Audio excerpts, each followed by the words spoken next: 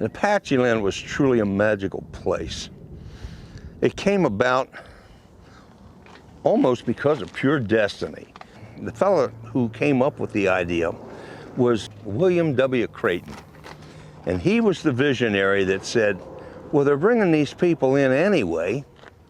Why don't we have a place here that we can bring them here? We need a hotel. We need a filming area. We need a filming town. We need a movie ranch. Originally, they had thought very seriously about making this like a Disney World or a Disneyland. And it turns out that the fellow who was one of the designers was Nate Weinkauf, who was from Disney. He was one of the Disney people, and he came out, he was one of the builders, designers, and whatnot. So they put this town in, and now it was ready to film. And what was going on was there were a lot of celebrities that were being booked to come in because of their marquee value. Now, marquee value was, okay, we have Peter Brown coming in from The Lawman, and oh, people would just jump up and down and they come out to see him. And of course, now they're in town, they would see everything that was there. And of course, Bill Creighton and some of his cronies were making a point of going to Hollywood. And they were out there grooming as many of the producers as they could to get them to come out and use Apacheland for some of their filming. There was a lot of filming done out here in Arizona.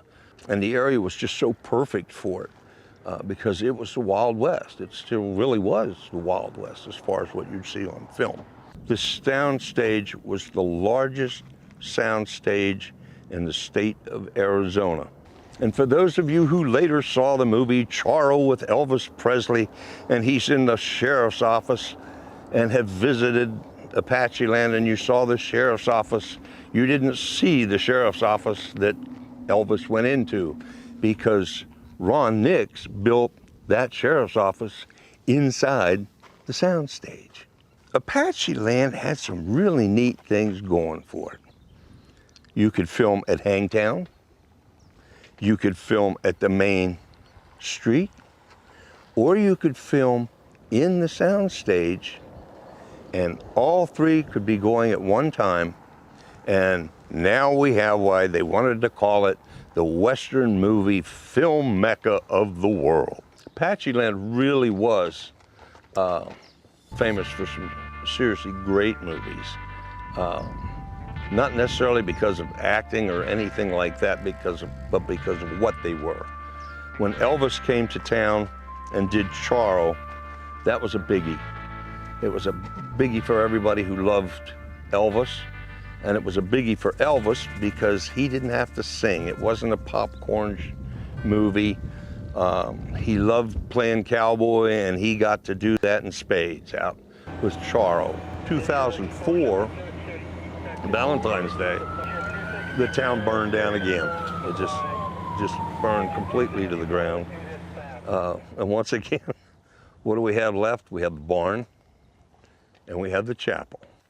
Sue and Ed donated them to the museum. Larry Hedrick, he and Hank Brown were instrumental in getting all of that work done and brought up here. And of course, everybody can see it. You all come up here and see the barn, and it's the real deal. It's the real deal. And the chapel, the Elvis Chapel that was shot at during the movie. And now we have the town, it's completely gone,